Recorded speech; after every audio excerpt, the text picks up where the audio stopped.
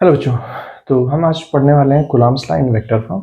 देखिए, Coulomb's law आपसे पूछा तो जाता है, बट जनरली एक ऐसे नहीं फॉर्मूला पूछ लिया था जैसे हमें याद है कि Q1 Q2 by are square और उससे क्वेश्चन हो जा रहे हैं। हाँ, उस पर न्यूमेरिकल्स आते हैं, लेकिन जब भी डेरिवेशन पूछा जाएगा, जैसे कि लास्ट टाइम ये 2023 में पूछा गया था कि Coulomb's law in vector form का डेरिवेशन, ठीक है, तो इसमें कन्फ्यूजन होता है बच्चों को कि कैसे क्या लिखें। तो आज हम कोशिश करेंगे इसको बहुत सिंपलेस्ट वे में बताने की, ताकि आपका कंफ्यूजन क्लियर हो जाए।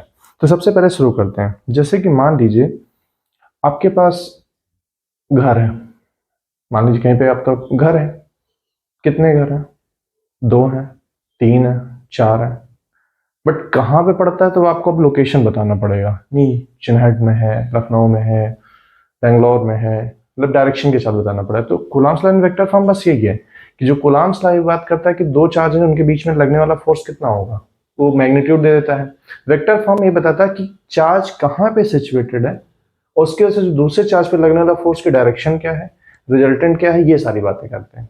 तो सबसे पहले हम रेफरेंस लेके चलते हैं। जैसे हमें स्पेस में कोई चीज रिप्रेजेंट करना होता है तो हम कोऑर्डिनेट ज्योमेट्री का सहारा लेते हैं। मान लीजिए हमारे पास कोई एक रेफरेंस पॉइंट है, कोऑर्डिनेट ज्योमेट्री ले लिए ओरिजिन ओ से। इस रेफरेंस पॉइंट से एक चार्ज Q1 है जो इससे R1 डिस्टेंस पे, ठीक है। इसका हम पोजीशन कोऑर्डिनेट दे दिए R1। यहाँ पे चार्ज है Q1। अब दूसरा है चार्ज, मान लो Q2 है, जिसका पोजीशन कोऑर्डिनेट R2 है विद रिस्पेक्ट टू ओरिजिन। ये हमारा सिंपलेस्ट वे कोऑर्डिनेट ज्योमेट्री में कि एक का कोऑर्डिनेट मतलब कोऑर्डिनेट क्या है, R1 है विद रिस्पेक्ट टू ओरिजिन, दूसरे का विद रिस्पेक्ट टू R2। अब इनके बीच में डिस्टेंस क्या होगी, यानी दोनों चार्ज के बीच में डिस्टेंस क्या होगी, वो मान लीजिए R1 माइनस R2 कर लेते हैं, ठीक है। R1 माइनस R2 या R2 माइनस R1 करेंगे तो जब भी वेक्टर में हम चीज अपोजिट कर लेते हैं, जैसे 3 माइनस 2 करेंगे तो 1 आएगा, 2 माइनस 3 करेंगे तो -1 है, बस थोड़ा सा साइन अपोजिट हो जाएगा, ठीक है। तो मान लीजिए हम R2 माइनस R3 कर ले रहे हैं, सॉरी R2 माइनस R1 कर ले, तो इसका position coordinate with respect to Q2 क्या होगा, R12। ये 12 का मतलब क्या हुआ है, पहला जो नंबर है वो रिप्रेजेंट करता है कौन से चार्ज की बात कर रहे हैं, 2 विद रिस्पेक्ट टू कौन से चार्ज, यानी 2 रिस्पेक्ट में। सिमिलरली इसका R2 विद रिस्पेक्ट टू 1। अब मान लो चार्ज है, हम अभी इनिशियली हम टेस्ट चार्ज लेके चल रहे हैं, मतलब पॉजिटिव है दोनों, तो इस पे फोर्स लगने वाला क्या होगा, यानी force on charge 1 with respect to 2, यानी इस वाले चार्ज के इस पे फोर्स क्या होगा, इसकी डायरेक्शन ही होगी। अब इस पे कौन सा फोर्स लगा, मान लो F12 ड्यू टू 1, यानी इस पे आपका ये कोऑर्डिनेट मिल गया। अब ये डायरेक्शन मिल गई, देखो कंफ्यूजन नहीं होना। ओरिजिन के रिस्पेक्ट में Q1 की पोजीशन क्या है, R1, Q2 की क्या है, R2, इन दोनों के बीच में क्या है, R2 माइनस R1, यानी R12 ले ली। इसका Q1 का position coordinate with respect to 2 है R12, Q2 का है विद रिस्पेक्ट टू 1 R21। अब इनके बीच में लगने वाला हम फोर्स निकालें, यानी F12 की बात निकाल लें। तो पहले F12 की अगर वैल्यू लिखें तो K Q1 Q2 by R। अच्छा, R21 की बात करें तो R1 माइनस R2, ठीक है। तो R21 स्क्वायर, और ये R21 वेक्टर, सॉरी यूनिट कहते हैं, ठीक है।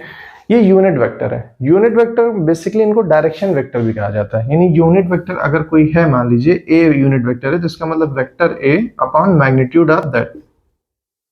तो मैग्नीट्यूड को यहां लिखने की जरूरत नहीं है, आप चाहे सीधे आर उसका लिख सकते हैं। सिमिलरली F21 अगर निकाला जाए तो K Q1 Q2 by R12 का स्क्वायर, और यहां पे R12 यूनिट क्या है।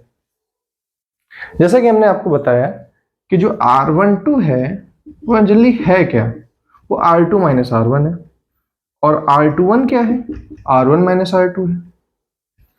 तो अगर हम लिखना चाहें तो इस पोजीशन कोऑर्डिनेट को कैसे लिख सकते हैं, R12 is nothing is but is R21। 3 minus 2 क्या आएगा, 1 आएगा, और 2 माइनस 3 क्या आएगा, -1 आएगा। यानी कि ये जो है मैग्नीट्यूड नहीं चेंज होनी, यानी कि इस पोजीशन वेक्टर से अगर इसका पोजीशन वेक्टर माइनस करेंगे तो एक बार में पॉजिटिव आएगा, एक बार नेगेटिव, मैग्नीट्यूड नहीं चेंज होगा, वो तो डायरेक्शन रिवर्स होने पे डायरेक्शन बदल जाती है।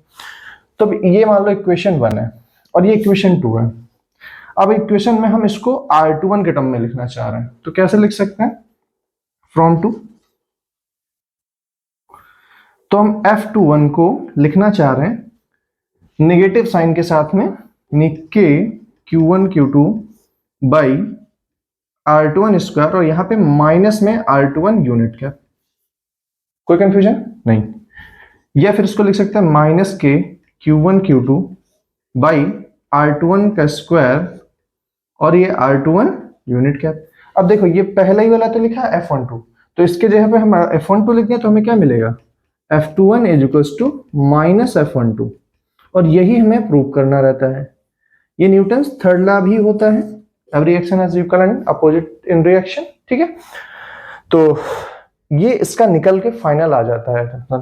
तो जब भी आपसे कूलम्ब्स लॉ पूछा जाएगा तो जनरली आपको वेक्टर फॉर्म ही पूछा जाता है, तो इंपॉर्टेंट भी है, ठीक है। तो आई होप आपको समझ में आया हो। Thank you.